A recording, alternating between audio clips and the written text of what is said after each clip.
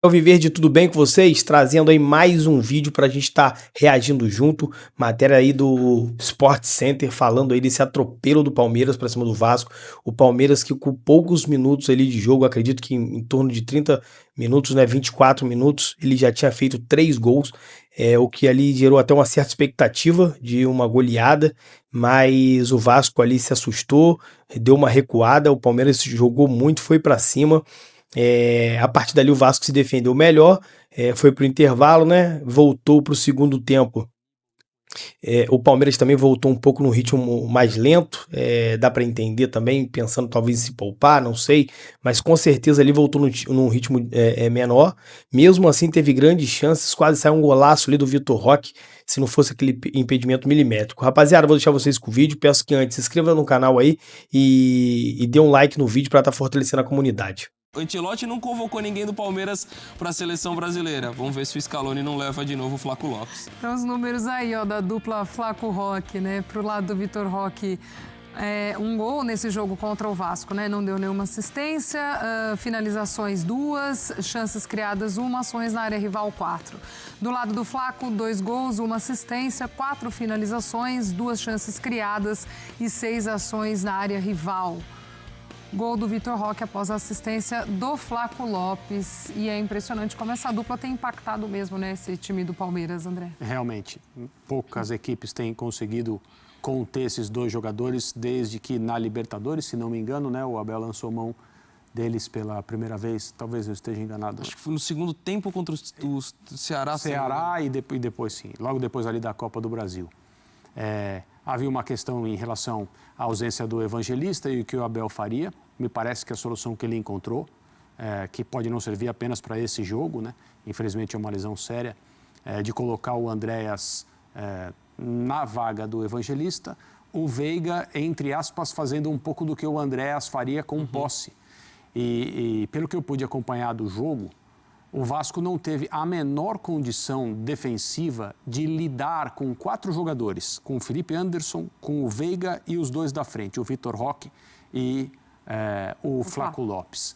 Assim, uma dificuldade tremenda, mesmo considerando erros individuais, né, do zagueiro do Vasco, que o Dom que citou agora, que não jogava fazia muito tempo, em coisa de 30 e poucos minutos, o jogo estava resolvido. Depois disso, o Palmeiras estrategicamente ofereceu a posse de bola para o Vasco. Era o que o Vasco queria, mas uma coisa é ter a bola, outra coisa é machucar o seu adversário com ela. Isso só foi acontecer no segundo tempo, porque o jogo ficou um pouco mais aberto. Os goleiros foram bem nessas duas situações, tanto o goleiro do Vasco quanto o goleiro do Palmeiras. E, digamos assim, considerando o momento do Vasco, decantado, acho que corretamente, como o melhor trecho da temporada vascaína, né, com essa sequência de boas atuações, em especial do ponto de vista defensivo. Hoje, o que o Vasco apresentou, não só no primeiro tempo, mas na primeira meia hora de jogo, meio que desmonta essa ideia de que é uma equipe se encontrando defensivamente, o que é muito importante para o Vasco conseguir o principal objetivo dele, que é se manter na primeira divisão do Campeonato Brasileiro. Hoje, o Palmeiras não precisou atuar num nível superior ao que nós temos visto habitualmente para fazer 3 gols no Vasco praticamente sem oposição. E isso é preocupante, isso é sério para a sequência do Vasco no campeonato. Vocês já até pontuaram, né? Para esse jogo, acho que era interessante observar como que o Abel ia organizar ali o meio sem o Lucas Evangelista, que um cara que chegou, levou um tempo até se adaptar, mas depois encaixou e era peça desse encaixe desse meio do Palmeiras. Ele puxa o Andréas e coloca o Veiga voltando também depois de um período fora. E eu acho que fica bem claro essa tentativa também do Abel de trazer o Veiga, que um dia ele já teve também, né? Então, de fazer esse ajuste ali e de hoje ter funcionado. O Andréas no lugar do Evangelista e o Veiga ali também. Acho que para o Abel isso é uma boa notícia aí nessa sequência de temporada. Sim. Assim, você pensar em um descarte do Veiga não seria inteligente e seria desrespeitoso com a história dele dentro do Palmeiras, a meu ver. Então, de fato, é um cara que perdeu espaço e acho que de forma justa, pela concorrência, pelo momento em que ele não vivia a sua melhor fase e ainda não vive, acho que num Palmeiras titular ainda não teria. mas descartá-lo, pensar que ele não pode readquirir um melhor momento, readquirir o grande futebol que já teve, para mim, como eu falei, não acho que é inteligente e nem justo com a história dentro, até pelo nível de comprometimento desse jogador, que a gente sabe o quanto que é um cara extremamente dedicado, determinado, e ele ainda pode ser muito importante. Acho que o aplauso do torcedor é muito, não só reconhecendo a história dele, mas reconhecendo o bom jogo que ele fez. Ele foi uma peça importante dentro dessa dinâmica, até o André falando dessa questão do Vasco com a dificuldade de marcar, né? O Puma muitas vezes como lateral esquerdo, tendo uma sequência, até uma sequência positiva, mas hoje teve muita dificuldade para fazer esse combate ao Veiga, mas também não acho que é uma situação agora, o Lucas Evangelista saiu com a lesão, infelizmente. Esse é o novo time do Palmeiras. Para mim, a única certeza que eu tenho é que o André está nesse time. Dentro da dinâmica de qual adversário ele vai pegar, você pode fazer uma dupla com Aníbal e com o M. Martínez, por exemplo, e tendo o Andréas na posição que ele já jogava, ou dessa forma. A única certeza assim, que eu tenho do Palmeiras do Abel em relação a isso é que o Andréas é dono da posição agora nessa equipe, seja com Veiga, seja com outro jogador. Quer complementar? É isso aí. Não, é isso aí. Então vamos ouvir personagens lá no Allianz Parque, depois dessa vitória do Palmeiras para cima do Vasco.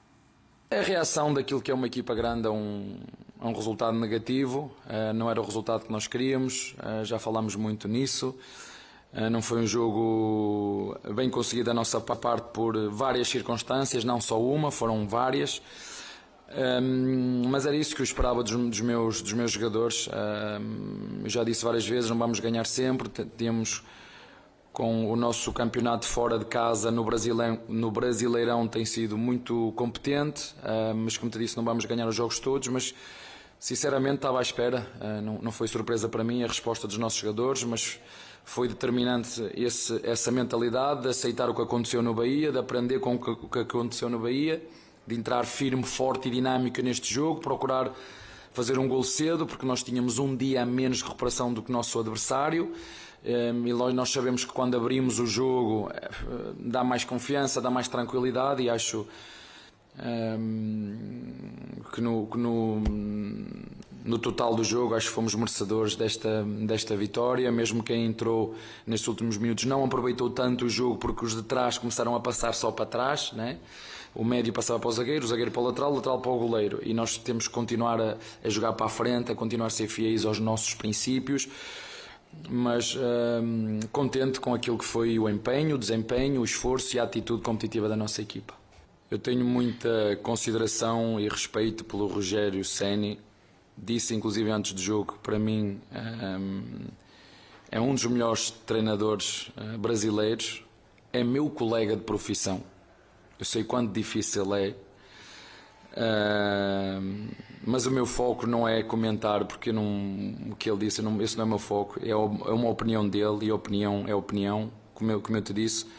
Respeito e admiro muito, e sei o quão difícil é ser profissional nesta profissão. Vou continuar focado só numa coisa, é melhorar a minha equipa, a melhorar os meus jogadores para que o Palmeiras continue a ganhar. Isso é o meu foco. Depois, as opiniões, cada um tem a sua. A gente lembra o quanto foi difícil no começo da temporada, nossos jogos em casa. A gente vinha ali questionando que não vence em casa, e hoje a gente vem de boas sequências de jogos dentro de casa e com boas vitórias, e principalmente com boa performance, né? Acho que vencer com boa performance realmente mostra a força da equipe, a força do nosso estádio, a força do nosso torcedor, e é para isso que a gente joga, para vencer e vencer jogando bem. Mas falar que o Palmeiras só dá chutão e ninguém falar do campo, daquilo que a gente jogou naquele domingo, acho que é uma falta de respeito com os atletas jogar naquele campo, e de fato era o que tinha para fazer naquele momento, porque o campo não oferecia condição de jogar, não oferecia condição de sair jogando, não oferecia condição de correr risco, né? Às vezes de uma bola ali atrás, de alguém roubar uma bola e acabar acontecendo o gol, mas bom, isso aí é passado pra gente, a gente sabe do que a gente vem fazendo, sabe como é o Palmeiras, ninguém vence tantos anos seguidos dando só chutão, jogando só dessa forma. Então acho que é olhar dessa forma. Acho que a performance, os números, a história, ela fala por si só, então a gente vai seguir trabalhando para alcançar nossos objetivos, que é sempre procurar vencer, e quando não vence a gente sabe que sempre tem os questionamentos.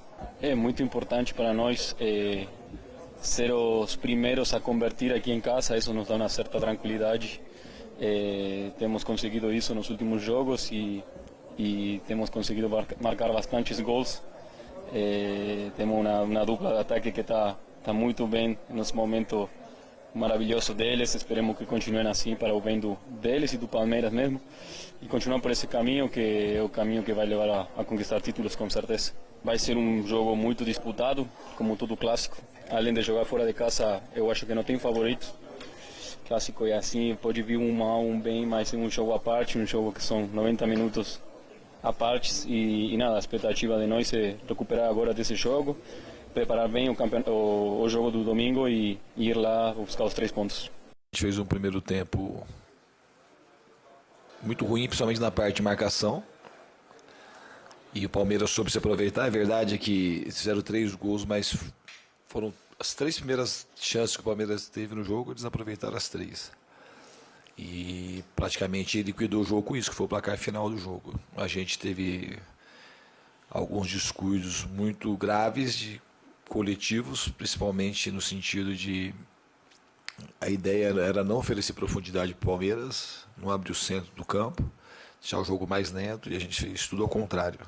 Tem muita responsabilidade nisso. Eu acho que é uma preocupação, sem dúvida, né? Não o suficiente para dizer, olha, tudo que a gente acompanhou do Vasco nessas últimas 5, 6, 7 rodadas foi uma miragem. O Vasco é o time que perdeu para o Palmeiras hoje. Mas o Vasco é também o time que perdeu para o Palmeiras hoje. E vai ser necessário melhorar bastante a partir de agora para retomar o nível que ele vinha mostrando. Donqui, esse Vasco. A partir do momento que eu falei, o Vasco vinha no melhor momento da temporada, de 7 jogos, de classificação na Copa do Brasil contra um rival que tecnicamente é superior. E o Vasco fez por merecer a classificação. Eu seria incoerente em falar que está tudo errado agora e que está cheio de problemas, embora foi uma atuação preocupante, né? Sobretudo do sistema defensivo. Até o Diniz fala que ofensivamente produziu ali no primeiro tempo, acho que mais no segundo, mas no momento em que o jogo também já estava num cenário resolvido. Então, assim, acho que não invalida tudo que foi feito agora, né, nos últimos jogos. Fato que o Vasco foi muito inconsistente ao longo da temporada e muitas vezes durante os próprios jogos, né? Até por uma questão de profundidade de elenco, do desgaste que a equipe apresentava durante as partidas. Eu acho que isso apresentou evoluções, tanto no jogo coletivo quanto opções, com os reforços que vieram para o sistema defensivo. A gente até mencionou isso ontem, né? Com o Cuesta, Robert Renan, a volta do Barros, que acho que tem sido uma peça interessante. Agora voltando o Tietê de lesão, que tem sido um jogador também importante. Então acho que isso a atuação de hoje não inviabiliza tudo isso que aconteceu nas últimas semanas, mas de fato foi uma atuação bastante problemática e que gera questões a serem corrigidas para a sequência da temporada. Vamos para outros gols da noite desta quarta-feira de Campeonato Brasileiro, chegando com um empate. Palmeiras para cima do Vasco, construída ainda no primeiro tempo, nos minutos iniciais até, né, Donk, de um Palmeiras atropelando ali o Vasco e também se aproveitando de um Vasco exposto até defensivamente, né, contra esse Palmeiras, que também tem na sua dupla ali entrosadíssima, num grande momento, enfim. E aí foi um convite esse ataque do Palmeiras. Exatamente, né? Falhas defensivas e o Palmeiras não tem nada a ver com isso, né? O Lucas Oliveira, que foi titular pela primeira vez desde o comecinho de fevereiro, ganhando essa oportunidade em ausência do Cuesta, e acabou marcado, né, pelo desvio no passe do primeiro gol. Tem esse é o lance já do terceiro gol, né, que o Vitor Roque faz depois do grande passe do Flaco Lopes, mas no segundo gol ele tem um escorregão e o corte mal feito pelo Hugo Moura, né? Os dois primeiros gols com falhas defensivas do Vasco, mas não tem nada a ver com o Palmeiras, foi extremamente eficiente, foram só 4 finalizações no primeiro, todas no alvo, 3 gols marcados. De um time que funcionou perfeitamente diante de um Vasco que vinha num bom momento, até a gente falava ontem, né, dos 7 jogos de invencibilidade, algo que não acontecia desde o estadual. Dá pra falar que era o melhor momento do Vasco na temporada e assim, tirando algumas chances que o Everton foi muito bem na reta final, quando o jogo já estava resolvido. Até rapaziada, então tá aí, esse foi o vídeo que eu trouxe pra vocês. Palmeiras acaba de amassar, atropelar, passar por cima do Vasco. Cara, que jogo. Palmeiras com metade do primeiro tempo ali já tinha liquidado o primeiro tempo de Almanac, como eu tinha dito no início lá. Acredito que no segundo tempo o Palmeiras tentou poupar ali, né?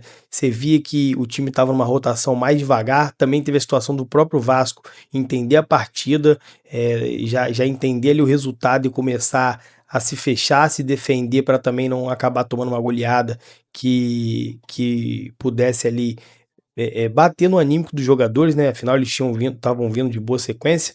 Então, isso que aconteceu e acabou que o resultado ficou, né, naquele 3-0 mesmo, que parecia que seria mais elástico.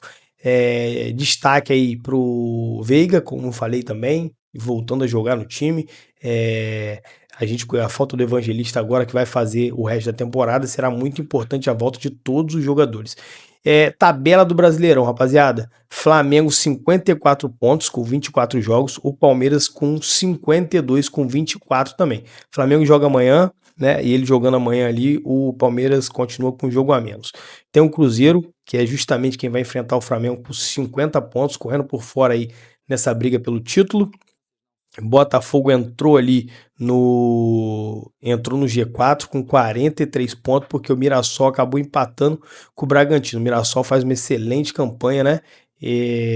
Teve um empate com o Bragantino e acabou perdendo ali a 4ª colocação. G6, o Bahia, né? Bahia perdeu do Botafogo. Botafogo subiu ali o elevadorzinho ali para dentro da 4ª posição, mas o Bahia se manteve ali.